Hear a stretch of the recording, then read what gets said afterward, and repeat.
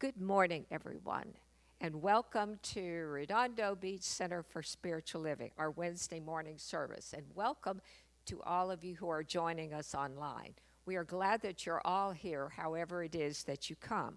And we remind, especially those of you who are online, that you'll see our contact information throughout different aspects of service. And that's the way you get in touch with us if there's any questions that you have about anything that's going on. So let us hear from you. Today, our speaker is Mark Ruth, and we are going to take a look at just some things that are happening this week as well as in the coming week's time. Tomorrow, we are having what we call spiritual discussion. It is Thursday afternoon at 2 p.m. and it goes until 3:30. It meets in person only, and it is out there in front in our foyer. Chairs are in a circle. It's a lively discussion. You're welcome to join tomorrow at 2 o'clock. And then we move to Sunday, August the 7th, and our speaker is me, Reverend Catherine McKinney, and you're welcome to be at that service. Hospitality will be in Richelieu Hall after the service, and also at 12:30, which is shortly after the service, we are having a very special class that we call Discovery, and the thing you're discovering is details about our center preparatory to considering joining our center. Everyone is welcome. We're going to live stream this class online, so we look forward to having anyone who chooses to show up just to hear what's going on. What is this church about? And if you've wondered, this is the way to do it as well as the way to join the church. And so then what's happening further on into the week, next Tuesday we're continuing a book club also out there in the foyer. It is in person, and they're exploring the book called Your Aladdin's Lamp, also called Your Inner Light. And it is a lovely book that was created from conversations with Ernest Holmes and the Founders Church minister at the time. And so we are simply just sharing their conversation and insights into science of mind. And then the same day, we usually have yoga class, but not this Thursday. Our yoga teacher is away, so it's dark this Thursday. So Tuesday. All we have on Tuesday is that next Tuesday is Reverend Kathy's class. Then we move forward to The Art of Life, which is a book reading that happens only on Zoom. It is next Wednesday, so it did happen this morning. It starts at 9:45 and goes until 10:30. And there are people in this class who are local, who do that class and then come right here and come to this service in person, so they must not live too far away. We also have the Wednesday morning service next Wednesday at 11 a.m., and our speaker is Reverend Mary Morgan. That's next Wednesday. A couple of things that are going on, too. We've started school supplies. I understand that LA area schools are beginning soon, and so Maureen McKinney, who's organized this for Rainbow Services, really, I think since 2004 or 5, and she's talked to them this year. They are open, which in past years they have not, and they're eager to receive our school supplies. So if this is something you want to help out with, you can bring them through the week or you can bring them on Sunday. Maureen will be in the foyer to answer questions and whatever else is going on.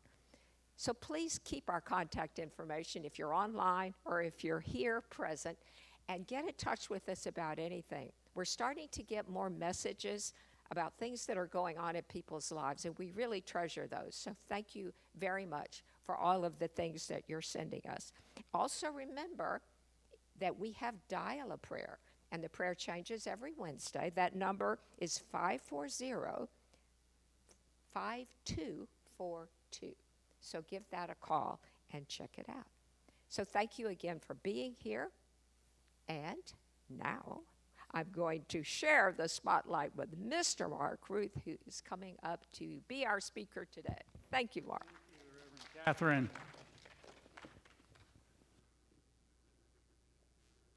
Well, welcome to all those present here in the sanctuary and all of those watching on YouTube as this service is being streamed live. We follow the principles of science of mind here. We believe that there is one God, the innermost God. It's in everyone, and God is welcome here. This is the Redondo Beach Center for Spiritual Living, and so we normally start things with an opening prayer. And I'm inspired by the words of Ernest Holmes, founder of Science of Mind. So please join me in consciousness as I take that deep, conscious, connected breath. I relax as I let that breath of spirit calm me as I align myself with my source. I know there is only one power, one presence, one energy, one creative, intelligent force in the universe, the creator of all, God. That divine presence is in me, through me, and as me. And I know that I am connected to all of creation. Realizing that the spirit within me is good, the living Spirit Almighty, being fully conscious of this divine presence as the sustaining principle of my life, I open my thoughts to its influx. I open my consciousness to its outpouring. This is the mind of truth, the mind of God, carrying with it all the power of the infinite. I let that mind be in me. I know that silently I am drawing into my experience today and every day an ever-increasing measure of truth and beauty, of goodness and harmony. Everything I do, say, and think is quickened into right action, into productive action, into increased action. My invisible good already exists. I am so thankful for my spark of life. I'm so thankful for my awareness, my consciousness, and this teaching. I'm thankful that I am able to express Spirit through me, fully enjoying the benefits of this thing called life. I'm so thankful for this center, the spiritual community, and the teaching. This is the truth of my word. I release it into the great creative medium, the law, knowing that it is already so, as we say, and so it is. Now, I don't want you to get nervous with this music stand here, because I'm not going to be singing. This is simply a holder for my notes to, in case I need a reminder of what I want to talk to you about. But we're here in this sanctuary, and I always get a nice vibration when I'm in this room. So, as I usually do, I look up words, definitions to make sure I'm clear about them. And so sanctuary is in fact a room where religious services are performed and people pray. And yes, this is our sanctuary and we do that.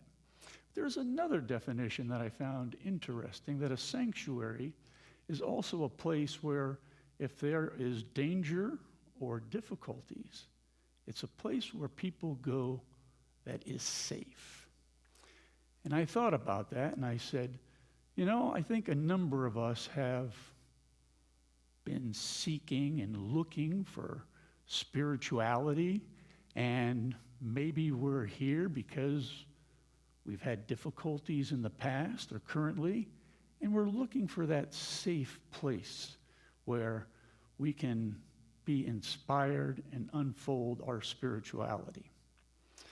Now, my topic today is finding faith. Because I think some of us also seek this sanctuary as we are trying to find our faith.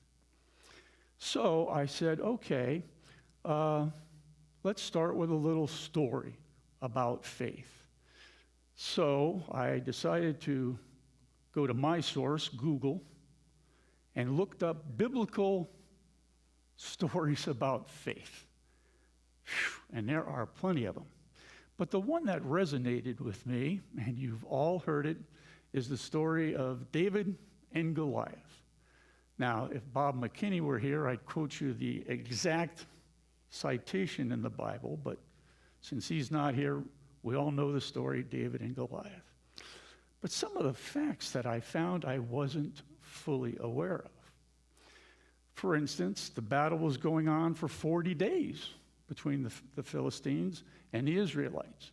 Didn't know that. But I know, in having taken Dr. Moira's class on the metaphysical meaning of the Bible, that number 40 does show up an awful lot. However, after 40 days, Goliath, the Philistine giant, comes out just by himself, and he challenges any one of the Israelite warriors one-on-one. Let's settle it once and for all. So David, the boy sheep herder, comes up to King Saul and says, I'll do it. King Saul says, what?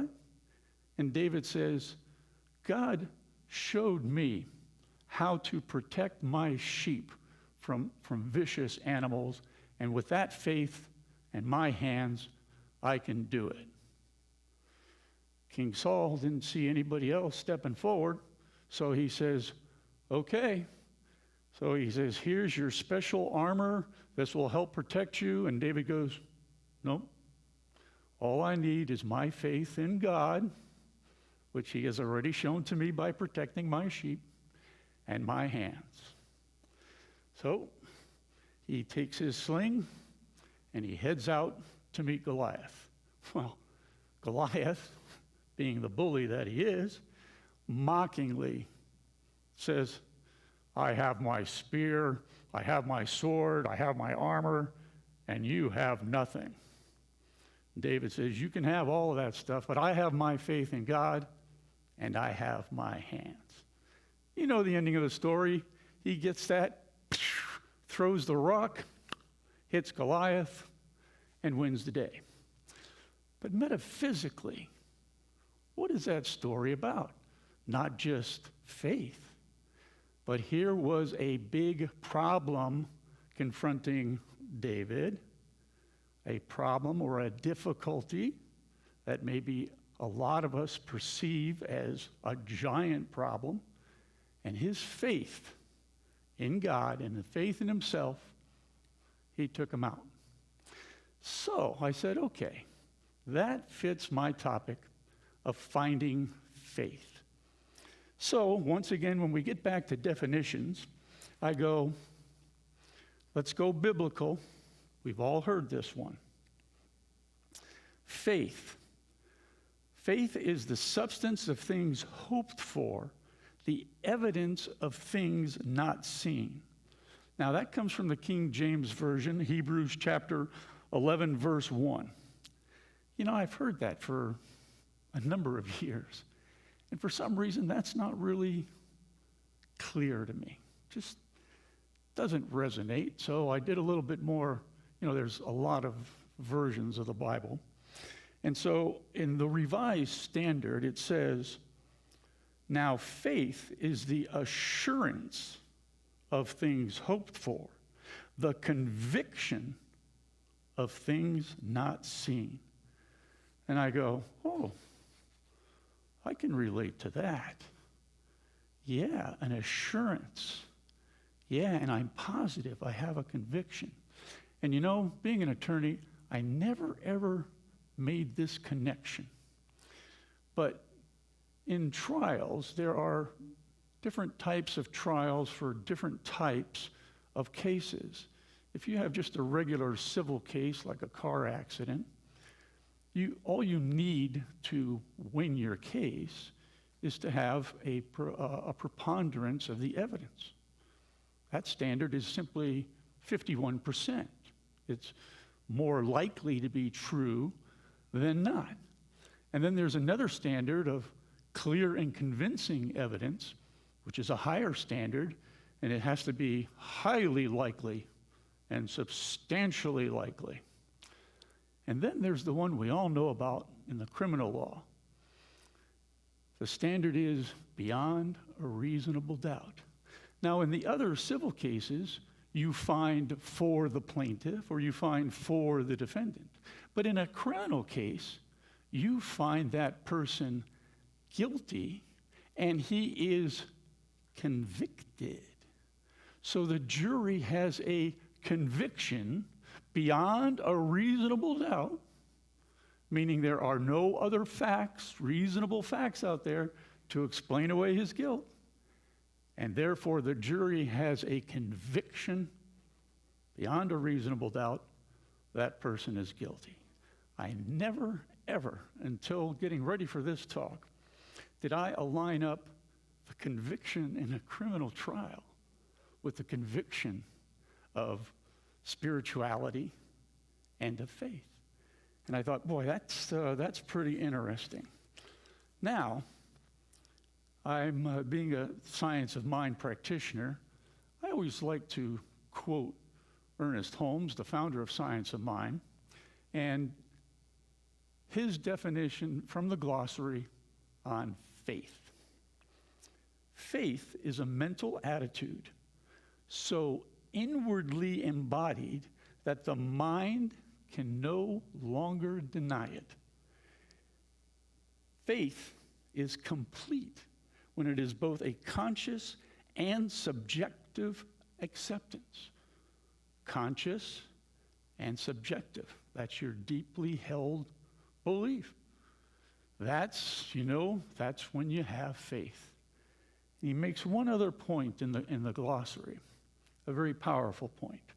Faith may be consciously generated. So, my topic in finding faith. The last time I was up here 5 or 6 weeks ago, we had the question and answer period afterwards.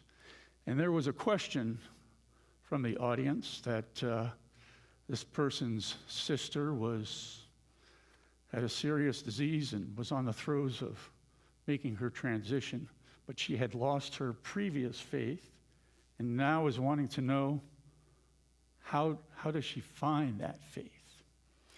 Well, I gave an answer, but obviously I didn't have Holmes saying that it can be consciously generated.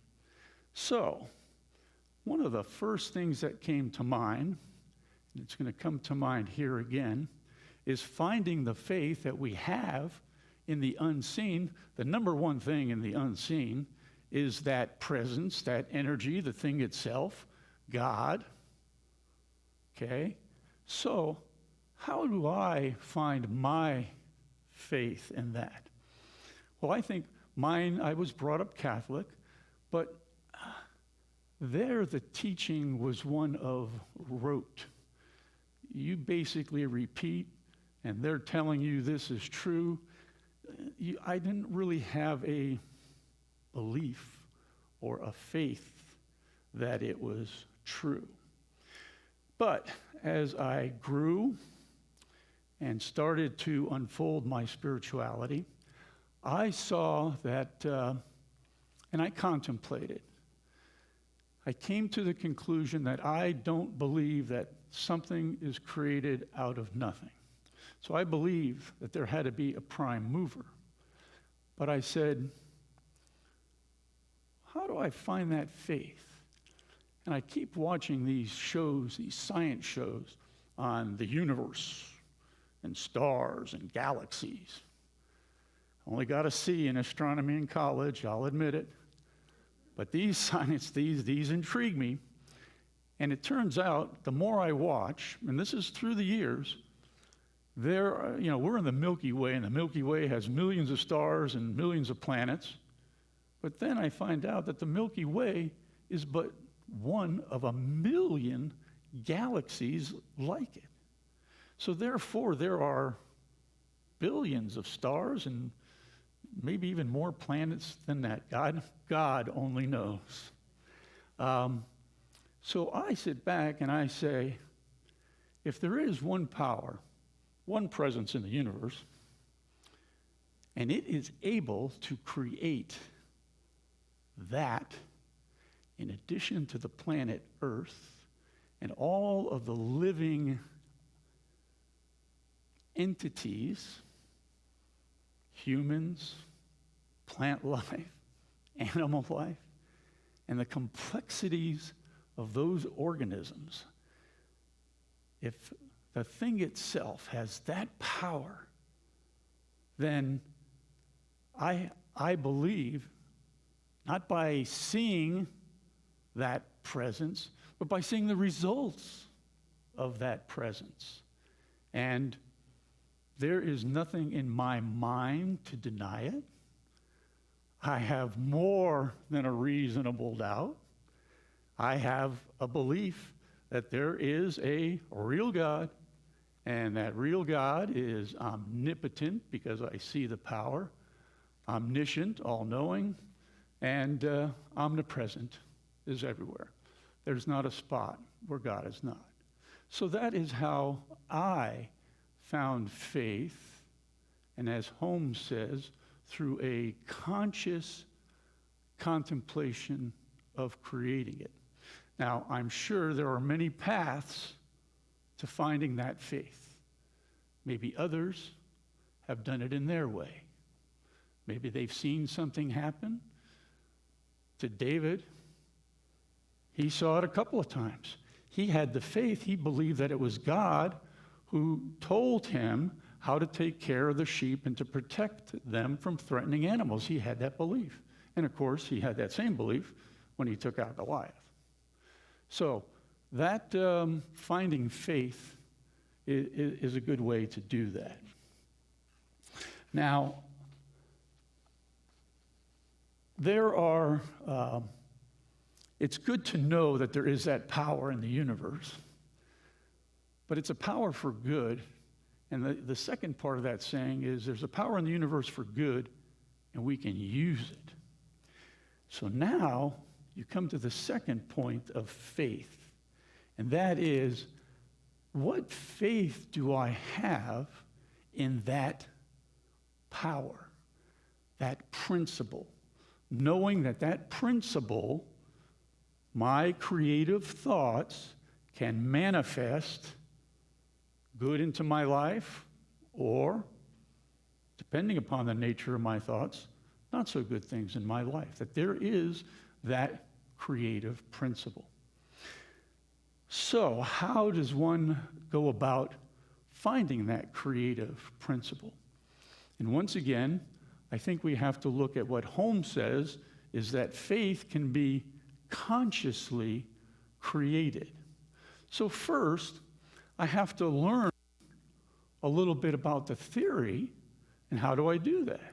Well, I read Holmes or other metaphysical books that talk about that theory. I attend classes, I contemplate, and I know that when I learn to have prayer treatments that attract good into my life, it's called science of mind, because science means that we should be able to replicate and bring more good into our lives. Now, I know I was talking to Diane Duffy, and she said to me that, well, things are a lot easier when you see the results. So, if you've brought good into your life by being aware that your thoughts are creative and you have faith in the one, and you know that your words will manifest, then it's a lot easier to have that faith. What does Holmes have to say? However, even though faith is a necessary attitude, it is something that can always be established by explaining the theory and proving the principle. Faith in a certain specific statement has power consciously to oppose, neutralize, erase the opposite mental attitude. Okay, so he 100% is in agreement that you get the theory and then you prove it. Scientifically, if you've proved it once, you can prove it again. And so that is a way of finding faith in using that power, the power that is for good in the universe. And Holmes also says, therefore, if one is seeking to demonstrate, they must tell themselves that they have faith in their power, in their ability, and in the certainty of the demonstration for which they work. So, it's not only a knowing that your thoughts are creative, but a certainty in knowing that they will demonstrate. If you want to bring some good into your life, and you do your prayer treatment, and then you go, well, you know, I hope this works. Okay? You've just undercut that faith and that belief, that conviction, because you've introduced an element of doubt. And don't forget, we're beyond a reasonable doubt. Now, Holmes will also say, is this beyond faith or not? I'm not sure. But he says, you need to know that you know. Is that a higher level than just faith in the unseen? If you've done your prayer treatments and have attracted good into your life, and you continue to do that, you continue to prove the principle, does that become a knowing? And a lot of times you'll hear practitioners and ministers in their prayer treatments, I know. And I think that's even I'll put that with faith with an exclamation mark. That's a powerful knowing. Now, there's a third element that I think is important in finding faith. And I was talking a week or so ago to Vicki Duenas. She's here. And, she said to me, she said that you need to believe in yourself. Well, I hadn't finished working on this talk yet. And I went, you need to believe in yourself. I think that's going to be my third element. I've talked about finding faith in the one, finding faith in the creative principle. And I said, yeah, finding faith in yourself. And see, that's also when I looked at that David and Goliath, it wasn't just that he had faith in the Almighty God. He had faith in his hands, meaning he knew how to use that sling and to throw that rock with such force out of that sling, it took out the giant. So having that confidence is important. So what does Holmes have to say? As you can see, I do quote from Ernest Holmes a lot. I know that when my wife Monica is up here, she quotes from many different sources because she is so well read in metaphysics and science of mind. Me, I concentrate more on Ernest, but I think he makes a good point here. Not only must we have complete faith in spirit and its ability to know and do, but we must have complete confidence in our approach to it. We must not be lukewarm in our conviction. And there's that word conviction again. So we have to have confidence in ourselves. Why? The God essence is in everyone. The God essence is in me. It flows through me. I express spirit. So what is true of the whole is true for me. I know that the Father doeth the work, but that essence is in me. So if I have that faith and confidence in my abilities to recognize the power and to use that creative principle, then that all comes together. So, I think I've covered the 3 points. Finding faith in the one, finding faith in the creative process, and finding faith and confidence in oneself. And we can see that the power in finding that confidence in oneself and in practicing the creative principle is practicing, is using that theory and proving it to yourself. How do you get to Carnegie Hall? Practice, practice, practice. Same is true science of mind. So, I never thought I'd have an opportunity to say this to the congregation, so I feel really good today. So, ladies and gentlemen of the jury, we are in deliberation over the facts. Do we have faith beyond a reasonable doubt? Do we know that we know? We know that faith can be consciously generated, and if so, do we have a conviction? A conviction that science of mind principles work for our benefit when we practice those principles? Have the faith that David had, and you too can conquer what appears to be large difficulties.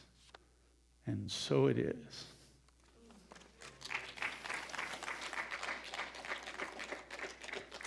Now, at this point in time, we do our sharing, and I'll ask Ruth to come up as we say the blessing. Divine love consecrates my gift. It goes forth to heal, to bless, and to prosper. All those who give and all those who receive. I rejoice in the sharing of my good, and I release my gift with love. So, at this point in time, I did it 5 or 6 weeks ago. I opened it up to questions and answers. So the questions came from the audience, and I attempted the answers. So some of them were fairly esoteric, but I'm willing to answer or attempt to answer any questions you may have. I was asked, so we don't repeat that question, I was asked last time on what the hereafter was like. And I said, well, knowing the power of the one, I think I'm in good hands. If he's good enough to create this expanding universe, should be good enough to take care of me after I make my transition. What it's actually like, I don't know if we have hard evidence of that, but we have our beliefs, our faith, that our personalities go on, and our spirit is immortal. Okay, any other questions? Oh, wow, I answered all the questions on faith, huh? Well, that's good to hear. Okay, I can answer any other questions? Any gambling questions? Wine questions? Bowling? Golf? Or playing card or board games? That's about the extent. I don't do legal advice anymore. Okay. Well, I thank you all for being here, and hopefully you've all enjoyed the service, and I know you'll be having a wonderful rest of the day and a beautiful week until we get together again at the Sunday service. Thank you.